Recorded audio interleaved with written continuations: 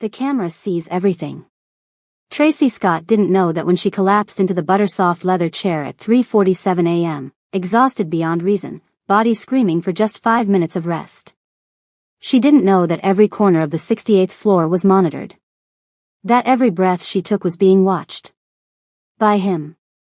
Kang Mi-ho, billionaire, sociopath, the most feared man in Chicago's Korean underground, watched the black woman sleeping in his chair with an expression that would have terrified her if she could see it. Not anger. Worse.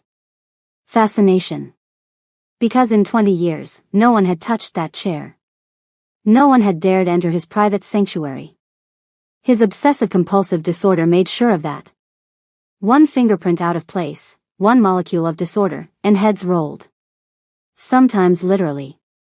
But this woman, sleeping in his space, breathing his air, disturbing his perfect order. She just sealed her fate. And she had no idea what was coming. Welcome to a story that's about to consume your entire night. I'm talking dark, twisted, morally complicated, and absolutely addictive.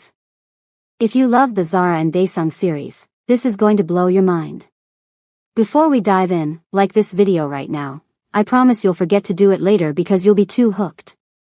Subscribe and hit that bell because this story is intense, and you don't want to miss a second. Now, let's meet Tracy and Mi-ho. Tracy Scott had been awake for 22 hours straight. Her body had stopped sending pain signals around hour 19. Now there was just numbness. The kind of exhaustion that made your bones feel like they were dissolving, your vision blur at the edges, your thoughts move through molasses. But she couldn't stop. Not yet. She had 4 hours left on her shift at Morrison Elite Building Services, and then she had exactly 45 minutes to get across Chicago to her morning shift at Blessed Hands Nursing Home.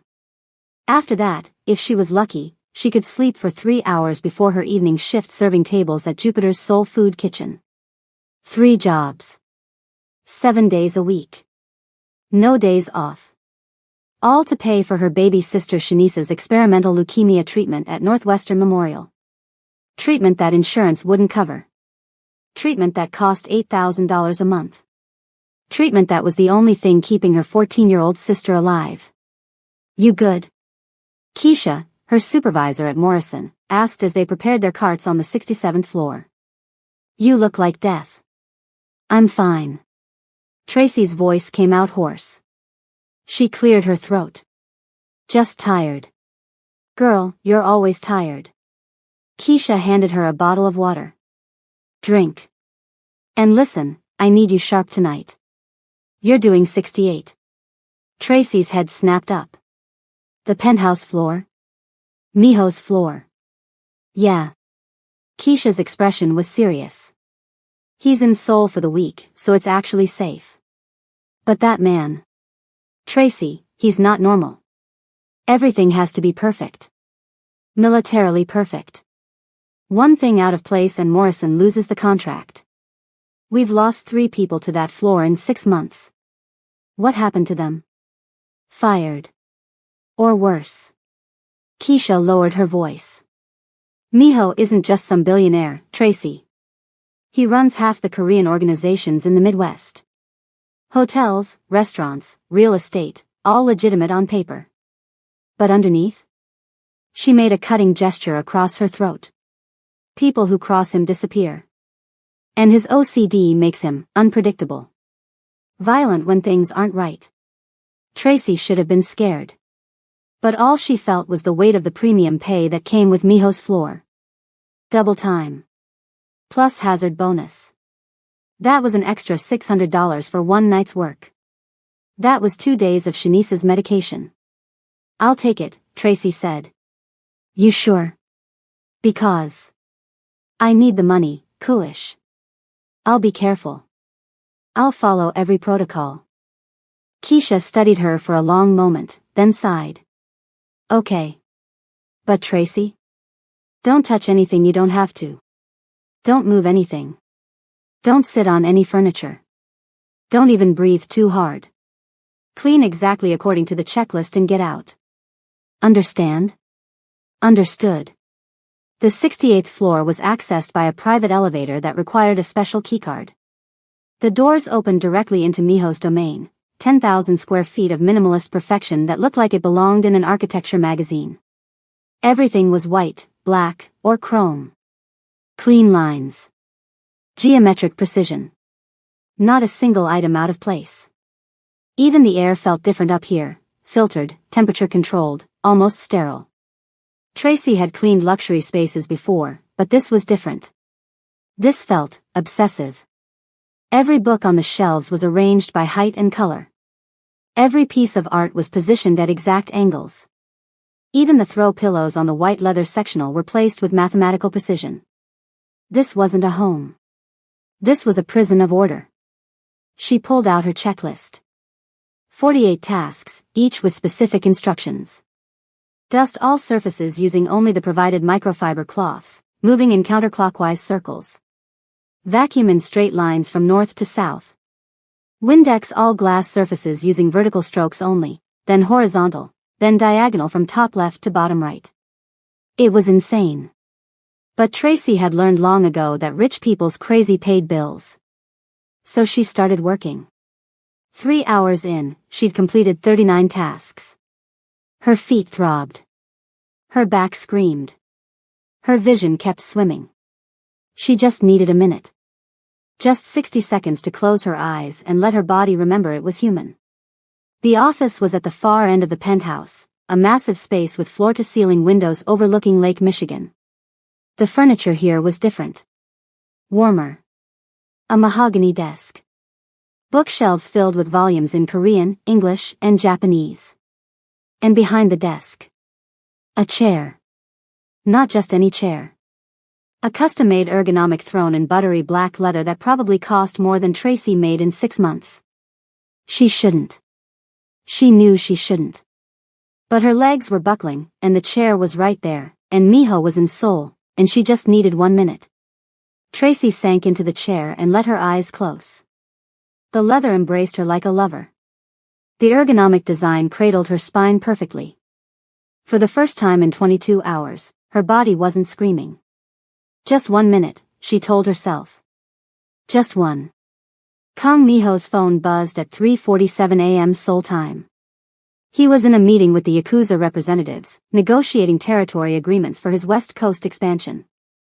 The meeting was tense. These men didn't take kindly to Korean organizations encroaching on their traditional strongholds. But when Burton's name flashed on his screen, Miho held up one finger to pause the negotiation and answered. Sir. Burton's voice was carefully neutral. His head of security knew better than to call during important meetings unless it was critical.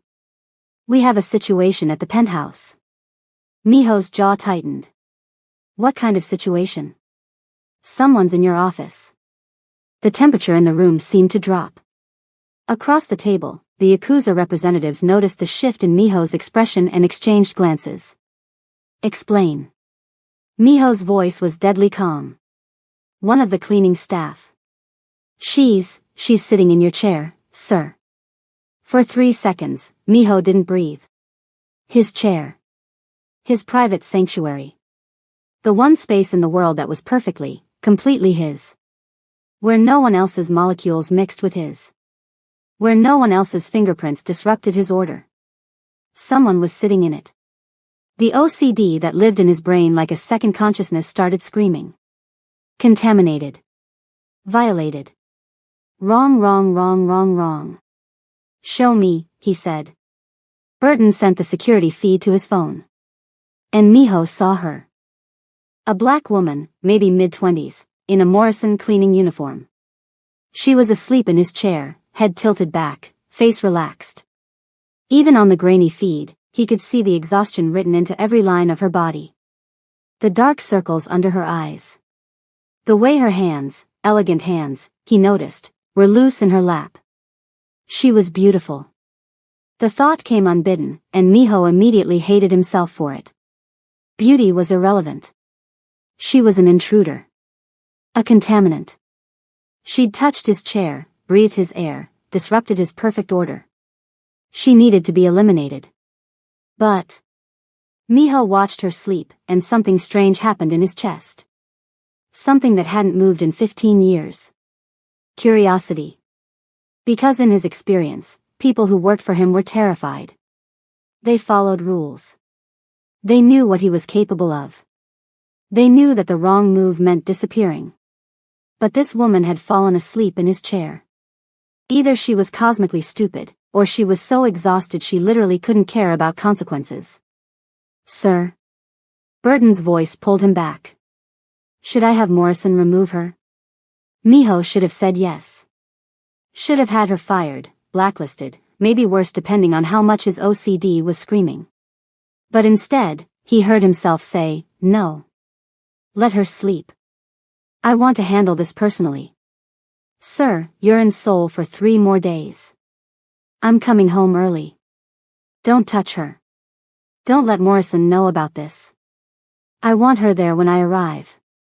His eyes stayed on the screen, on her sleeping face. What's her name? A pause while Burton pulled up the file. Tracy Scott. 26. Started with Morrison 6 weeks ago. Works 3 jobs, nursing home, restaurant, and Morrison. Lives in Englewood with her younger sister who has, Burton's voice changed slightly. Acute lymphoblastic leukemia. Experimental treatment. No insurance coverage. Ah. So that's why she looked half dead. She was desperate. Miho understood desperate. Desperate people did unexpected things. Dangerous things. Interesting things. Book me on the next flight to Chicago, Miho said. And Burton? Make sure she's still there when I arrive. Whatever it takes. Tracy woke to the sound of a ruler tapping against mahogany. Tap. Tap. Tap. Her eyes flew open, and her body jerked upright so fast her neck cracked. A man stood in front of the desk. No, not just a man. A presence. He was tall, maybe 6'2", with the kind of build that came from martial arts training rather than a gym. Sharp, elegant features that would have been beautiful if they weren't arranged in an expression of absolute ice. Black hair styled perfectly despite the early hour. Black suit that probably cost more than Tracy's car. And eyes. God, his eyes. Dark, intense, and currently looking at her like she was a bug he was deciding whether to crush or study. This was Kang Miho. And Tracy had been sleeping in his chair. She shot to her feet, stumbling slightly. I'm so sorry. I wasn't supposed to, I just needed a minute and You were sleeping. His voice was smooth, accented, and absolutely terrifying in its calm. In my chair. In my office. In my home. I know. And I'm so sorry. It was unprofessional, Anne. How long? What? How long were you sleeping in my chair? He was still holding the ruler. She noticed his hands, elegant like his face, but with scarred knuckles that told stories of violence. Be precise. Tracy glanced at her watch. 6:32 a.m. She'd been cleaning since midnight. She'd sat down at God. Almost 3 hours. Something flickered in his eyes. 3 hours. You slept in my personal space for 3 hours. I didn't mean to fall asleep for that long. But you meant to sit in my chair. His voice dropped lower. You knew the rules. Morrison trains all their employees. Don't touch the furniture. Don't disturb anything. Maintain perfect order. He took a step closer. And yet you deliberately chose to violate my space. Tracy's fear was rapidly being replaced by exhaustion-fueled frustration. Yes, she'd screwed up. But the way he was looking at her, like she'd committed some unforgivable sin, was starting to piss her off. I was tired, she said. I've been awake for 25 hours. I made a mistake. Fire me if you want, but don't act like I committed murder by sitting in your precious chair. The silence that followed was deafening. Miho's expression didn't change, but something in the air shifted. Became dangerous. You have no idea what you've done, he said quietly. This room is sanitized daily. Temperature controlled. Air filtered. Everything in here is positioned exactly as it should be. And you, he looked at her like she was a fascinating specimen. You contaminated it. Your skin cells. Your hair. Your breath. Your very existence disrupted my order. Oh. Oh God. This wasn't just wealth eccentricity. This was actual, clinical OCD. Tracy's anger deflated. I'm sorry. I understand if you need to fire me. Fire you? Miho laughed, but there was no humor in it. No. Firing you would be letting you off easy. You violated my space. My sanctuary. The one place in this world that belongs entirely to me. He set the ruler down on the desk with precise care. So now, Miss Scott, you're going to pay for that violation. Pay? I don't have money. I know exactly how much money you have. $237 in your checking account. $0 in savings. $47,000 in medical debt from your sister's treatment. 3 jobs that barely cover her medication, let alone the experimental protocol that might actually save her life. His eyes never left hers. You're drowning, Miss Scott. And I'm offering you a life raft. Tracy's heart was pounding. What do you want? Your freedom. The words hung in the air between them. I have a proposition, Miho continued. You'll quit your other jobs. You'll work for me exclusively as my personal household manager. Live here. Maintain my home according to my exact specifications. 6 days a week, 14 hours a day, for 2 years. That's slavery. That's employment. With benefits.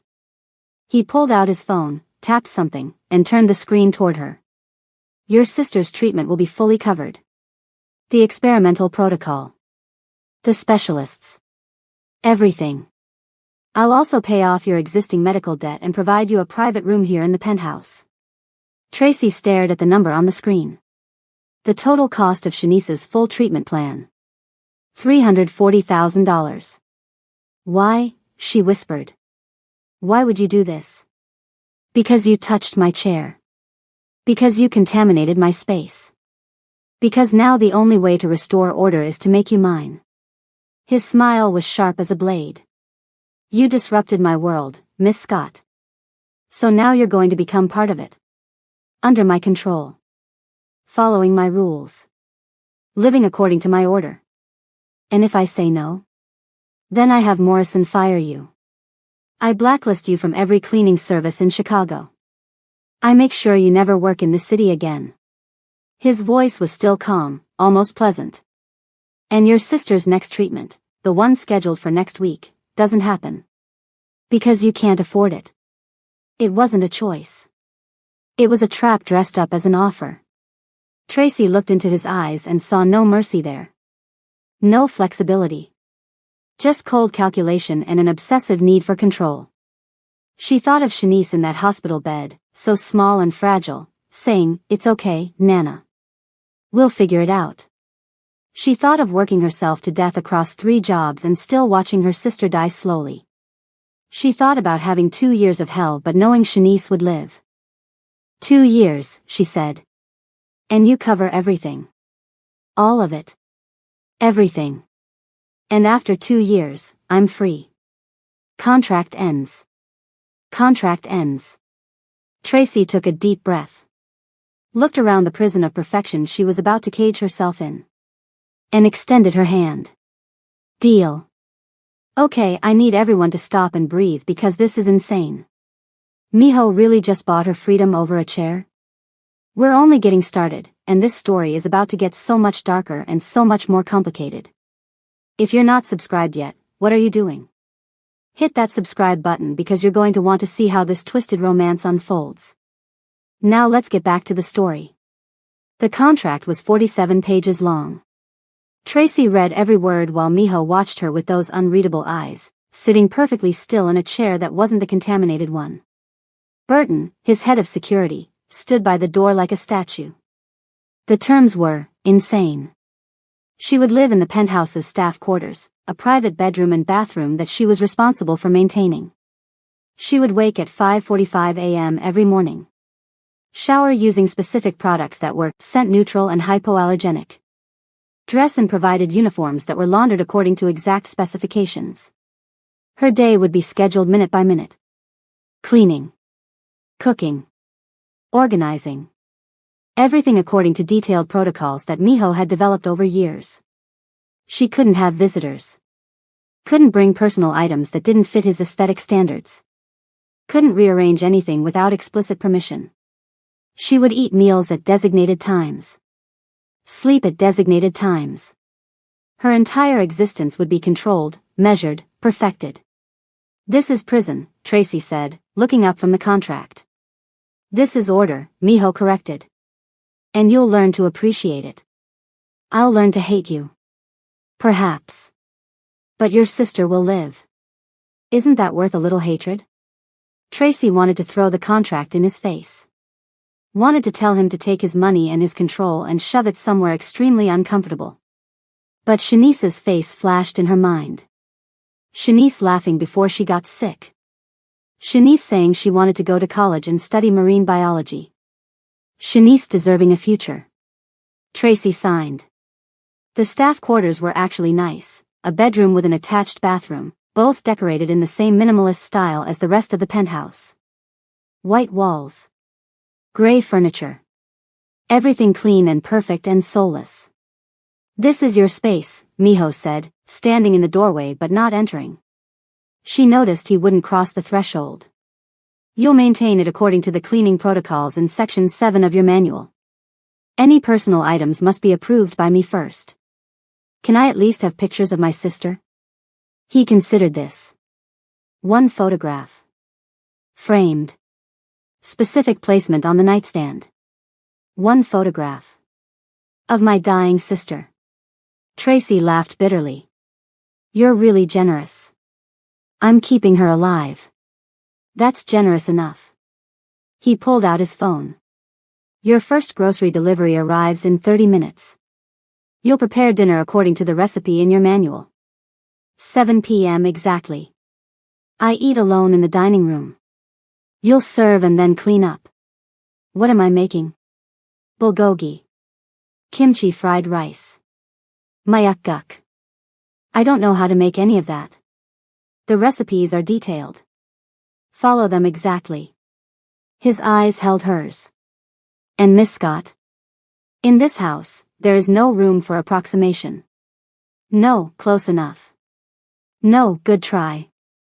Everything is either perfect or unacceptable. Understand? Yes. Yes, what? The power play was obvious and degrading. But Tracy swallowed her pride. Yes, Mr. Kong. Better. He turned to leave, then paused. Your sister will be transferred to a private room at Northwestern tomorrow. The experimental protocol starts next week.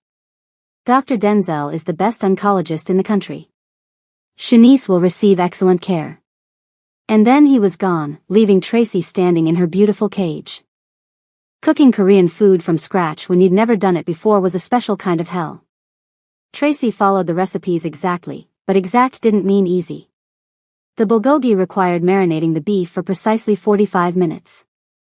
The kimchi fried rice needed specific ingredients she'd never heard of. The mayakguk, seaweed soup, required techniques she had to YouTube while trying not to panic about the ticking clock. At 6:58 p.m., she plated everything with shaking hands. It looked okay? Maybe? She wasn't sure. Korean food wasn't exactly her expertise. She carried the dishes to the dining room, a stark, beautiful space with a table that seated 12 but only ever served one. Miho was already seated, reading something on his tablet. He didn't look up when she entered. 7:01, he said. I'm sorry, Late is unacceptable.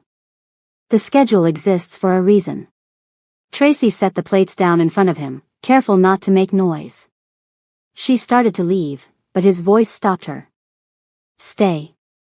I need you to observe how the meal should look. You'll need to replicate this presentation.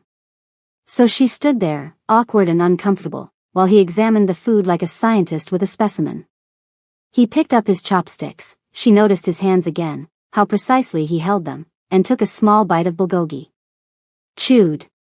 Swallowed. Set the chopsticks down. The meat is overcooked by approximately 30 seconds. The marinade ratio is off, too much soy sauce. The rice is acceptable but the kimchi isn't distributed evenly. He looked up at her finally. The soup is actually correct. How did you manage that? I followed the recipe. Then why couldn't you follow the others? Because I'm exhausted and stressed and I've never made Korean food in my life and you're a terrifying perfectionist who makes me want to scream, Tracy thought. I'll do better tomorrow, she said. You will.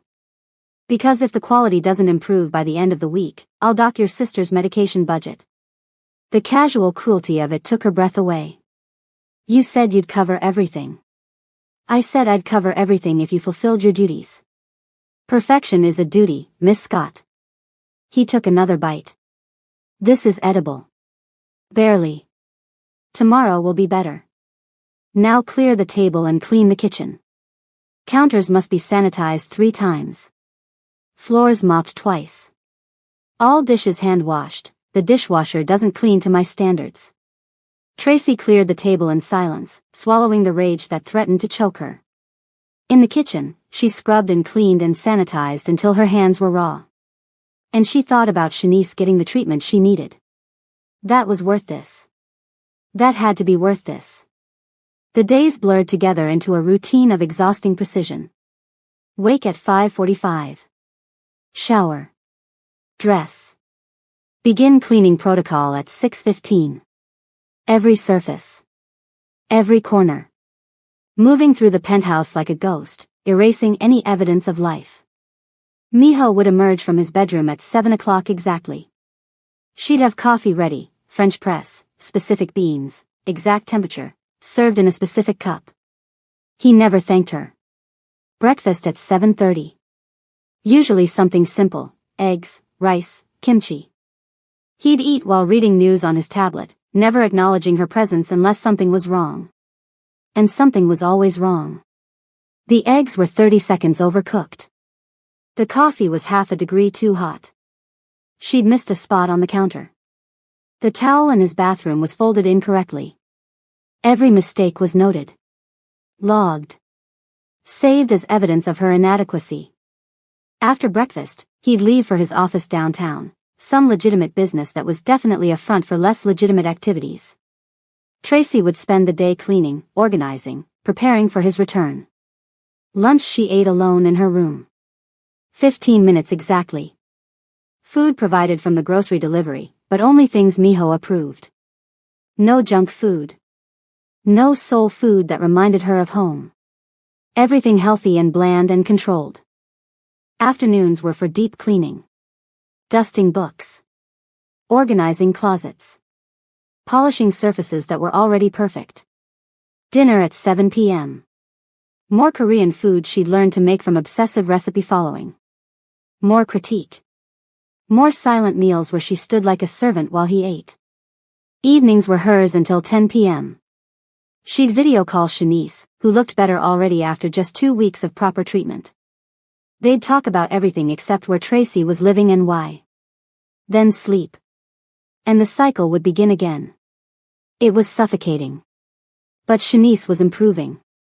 That was what mattered. 3 weeks in, something shifted. Tracy was cleaning Miho's bedroom, the most nerve-wracking task because he had the most rules about this space. The bed had to be made with hospital corners. The closet organized by color and type, every hanger exactly 2 inches apart. His bathroom required specific products arranged in specific order. She was dusting his nightstand when she noticed something she'd never seen before. A photograph. It was small, in a simple silver frame, positioned at an exact angle. The photo showed a younger Miho, maybe early 20s, with 2 other people. A woman who must have been his mother, and a little girl who looked about 7. The little girl was laughing. Miho was smiling, actually smiling, soft and genuine and nothing like the Ice King he was now. You're staring. Tracy jumped, spinning around. Miho stood in the doorway. He must have come home early. His tie was loosened slightly, and there was something dangerous in his expression. I'm sorry, I was just invading my privacy. I was dusting. I didn't mean. He crossed the room in 3 strides, and suddenly he was close. Too close. She could smell his cologne, something expensive and cedar-like. Could see the exhaustion around his eyes that made him seem almost human. That photograph is none of your concern, he said quietly. I know. I'm sorry. But he didn't move away. Just stood there, close enough that she could feel the heat of his body, staring at her like he was trying to solve a puzzle. You're afraid of me, he observed. Yes. Good. Fear keeps people in line. But something in his voice suggested he didn't actually like that answer. Are you afraid I'll hurt you?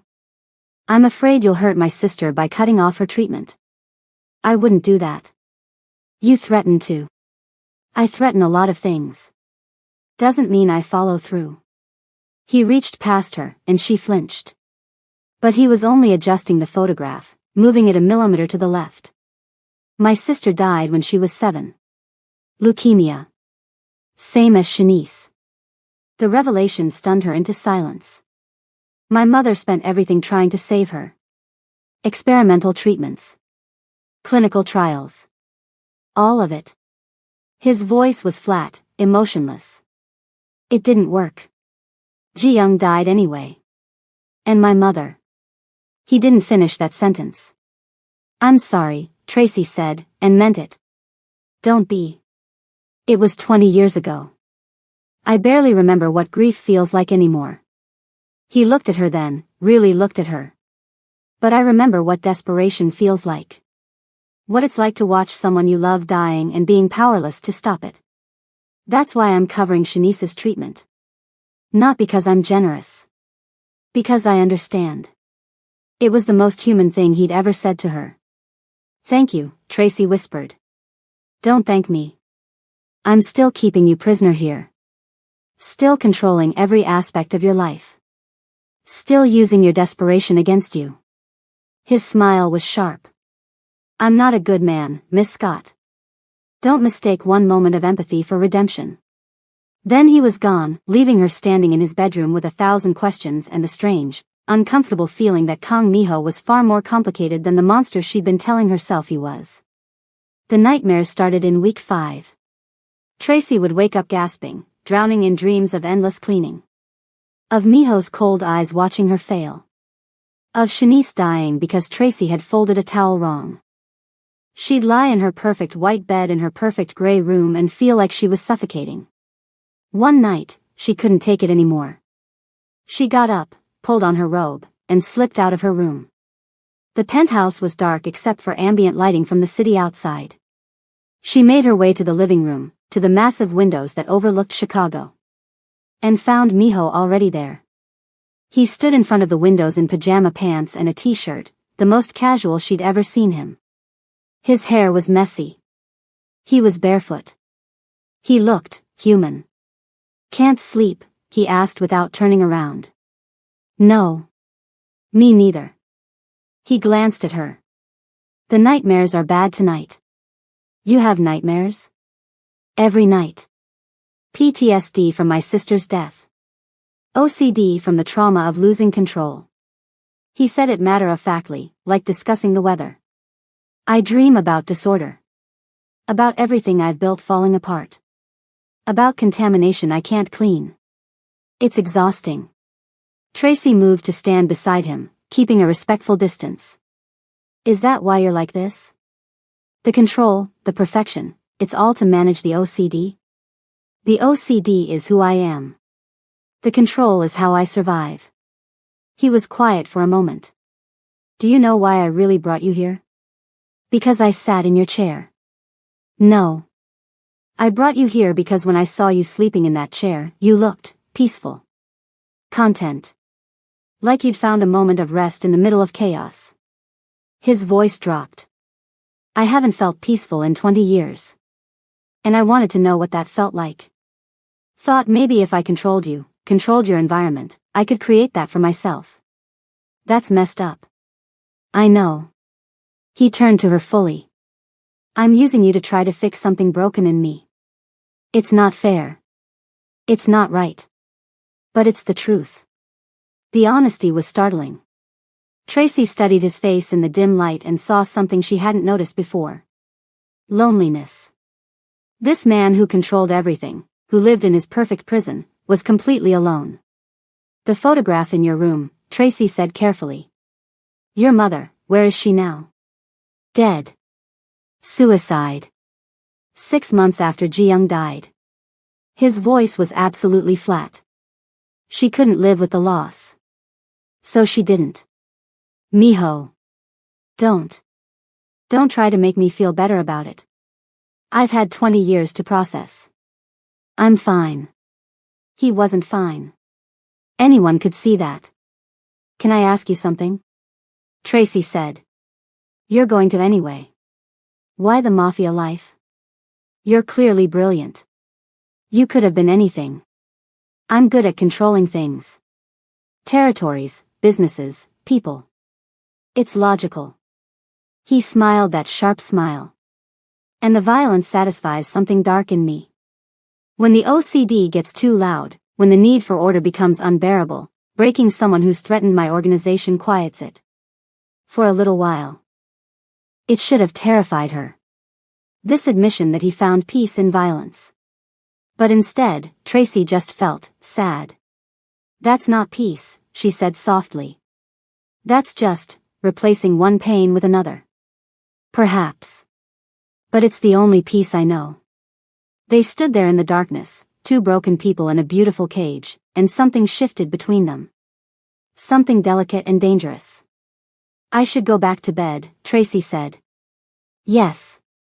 But neither of them moved. Tracy. It was the first time he'd used her first name. I'm not going to apologize for bringing you here. For using you. But I want you to know. I'm glad it's you. If I had to have someone invading my space, disrupting my order. I'm glad it's someone who understands desperation. Who fights for the people she loves. That almost sounded like a compliment. Don't get used to it. She turned to leave, then paused. For what it's worth. I don't hate you as much as I thought I would. That's the Stockholm Syndrome talking. Maybe. Or maybe you're not quite as much of a monster as you pretend to be. His laugh was soft, almost genuine. Don't bet on it. Week 7 brought the first real crisis. Tracy was in the kitchen preparing lunch when her phone rang. Shanice's hospital. Miss Scott? This is Dr. Chen. We need to discuss Shanice's latest scans. Tracy's blood went cold. What's wrong? The experimental treatment is working remarkably well. Better than we projected. But we found something in her latest blood work that requires an additional medication. It's not covered under the current protocol. How much? $15,000. Due by Friday or we'll have to delay her next round of treatment. The phone slipped from Tracy's fingers. $15,000. She didn't have $15. All her accounts were empty. She'd used everything to cover Shanice's pre-Miho treatment. And her contract with Miho didn't give her any salary, just room and board and Shanice's covered treatment. She picked up the phone with shaking hands. I'll figure something out. Don't stop her treatment. After she hung up, Tracy stood in the perfect kitchen and felt her world crumbling. She could ask Miho. But he'd said he'd cover everything, and he'd interpret this additional medication as outside the original agreement. He'd use it as leverage for something. More time on her contract. More control. More chains. Or she could find the money elsewhere. But how? She had no job, no savings, no way to earn. Bad news? Tracy spun to find Miho leaning against the doorframe, watching her. No. Everything's fine. You're lying. You're terrible at it. He moved into the kitchen, and she noticed he was carrying something. A folder. Dr. Denzel called me first. Wanted to make sure the additional medication was approved before worrying you. You knew? I know everything that happens with Shanice's treatment. I'm paying for it. He set the folder on the counter. The medication is already approved. It'll be administered tomorrow. No cost to you. Relief flooded through her so intensely she had to grip the counter. Thank you, she whispered. Don't thank me yet. He opened the folder, revealing documents. The medication is expensive. $15,000 now, and likely ongoing for the next 6 months. That's $90,000 total added to what I'm already covering. Here it comes, Tracy thought. The price. I'll add 6 months to your contract, she said, defeated. That's what you want, right? No. He pushed the documents toward her. I want you to understand something. This isn't a negotiation. This isn't me using your sister's life to extract more from you. I told you I'd cover everything, and I meant everything. The medication is approved. Period. Tracy stared at him, confused. Then why are you telling me this? Because I need you to stop thinking of me as just a monster. He said it quietly, almost vulnerable. Yes, I brought you here under coercion. Yes, I'm controlling and demanding and probably psychotic. But I'm not going to let your sister die to punish you. That's not who I am. Then who are you? He was quiet for a long moment. I don't know anymore. I thought I knew. Thought I was just this, perfectly controlled machine. But then you came. And you sleep in my space and cook in my kitchen and exist in my line of sight every single day. And I'm starting to feel things I haven't felt in years. It's disorienting. What kind of things? Protective things. Possessive things. His eyes met hers. Dangerous things. The air between them changed. Became charged. Miho. I'm attracted to you. Obsessively. I think about you constantly. When you're cleaning, when you're cooking, when you're just existing. He said it like a confession, like something shameful. I lie awake at night thinking about you sleeping just down the hall. It's making my OCD worse because I can't control these feelings. Can't organize them. Can't make them fit into my perfect order. Tracy's heart was pounding. I'm your employee. Your prisoner. I know. Which is why this is completely inappropriate. Why I shouldn't be saying any of this. He ran a hand through his hair, frustrated. But I can't stop thinking about you. Can't stop wanting. He cut himself off, jaw clenching. Wanting what? Tracy heard herself ask. To touch you.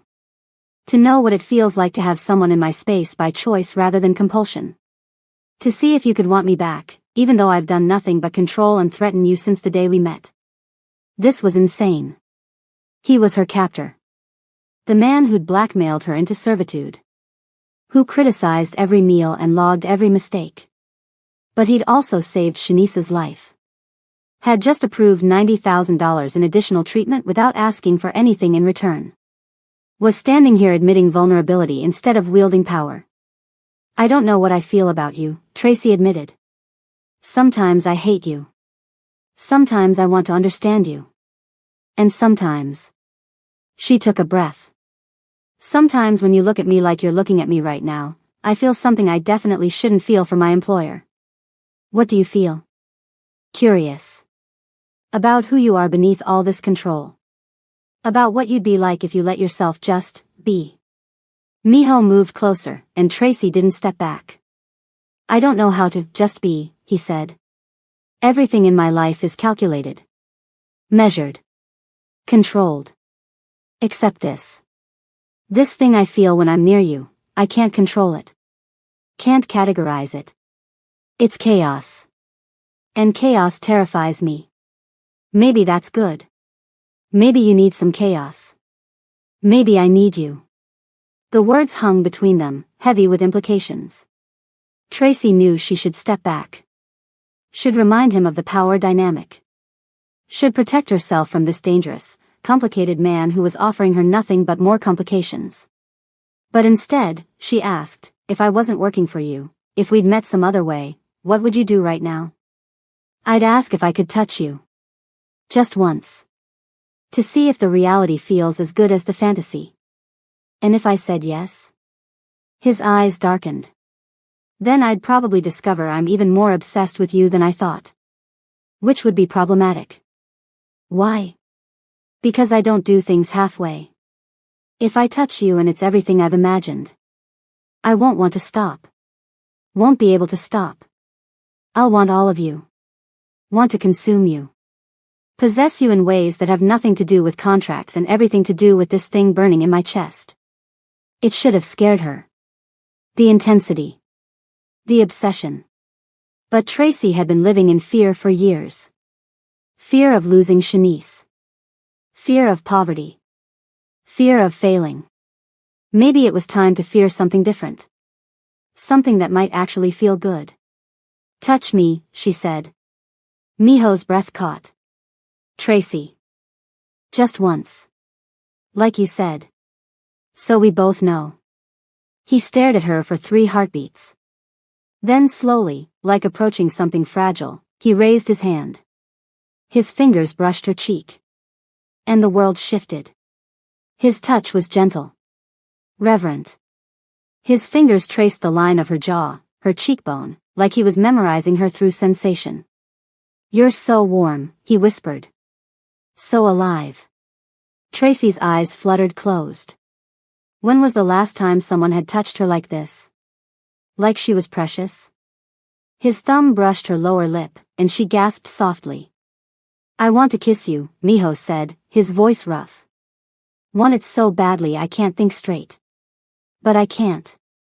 Not while you work for me. Not while there's this power imbalance. It wouldn't be right. Tracy opened her eyes. What if I kissed you? Tracy. You said you can't. Because of power. But what if I chose to? What if I wanted to see what this feels like? You'd be making a mistake. Maybe. But it would be my mistake. My choice. She reached up, put her hand over his where it still cupped her face. For 7 weeks, you've controlled everything in my life. Let me control this. She saw the moment he broke. Saw the rigid control slip, replaced by raw need. If you do this, he said, there's no going back. I won't be able to see you the same way. Won't be able to keep this professional distance. Good. Because I'm tired of distance. And then she kissed him. His lips were soft and warm, and for 3 seconds he froze, surprised, overwhelmed. Then he was kissing her back with an intensity that stole her breath. His hands slid into her hair, gentle but possessive. His body pressed against hers, pinning her to the counter. It wasn't a perfect kiss. It was desperate, hungry, years of loneliness pouring into a single moment of connection. When they finally broke apart, both breathing hard, Miho rested his forehead against hers. We can't do this, he said, even as his hand stayed in her hair. I know. It's completely inappropriate. I know. I'm still your employer. Still the person who coerced you into being here. I know. Tracy pulled back to look at him. But I'm also choosing this. Choosing you. Maybe that's messed up. Maybe I'm dealing with my trauma in the worst possible way. But Miho. I see you. The real you. And I want to know what happens if we stop fighting this. What happens is I become even more obsessed with you. Possessive. Controlling. My OCD will latch onto you as something to protect and manage. So let it. I'm not fragile. I can handle your intensity. You don't know what you're asking. Then show me. He stared at her, war playing out in his expression. Control versus desire. Order versus chaos. Chaos won. I'm going to kiss you again, he said. And this time, I'm not stopping until I've learned every single way you taste. Promises, promises.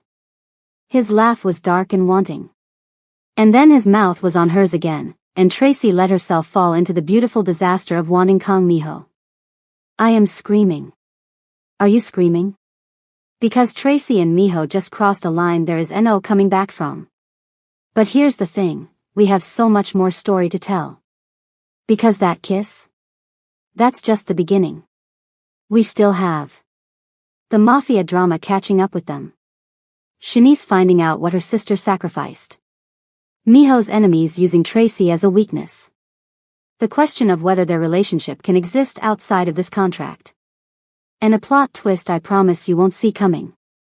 So here's what I need from you. Smash that like button if you want part 2.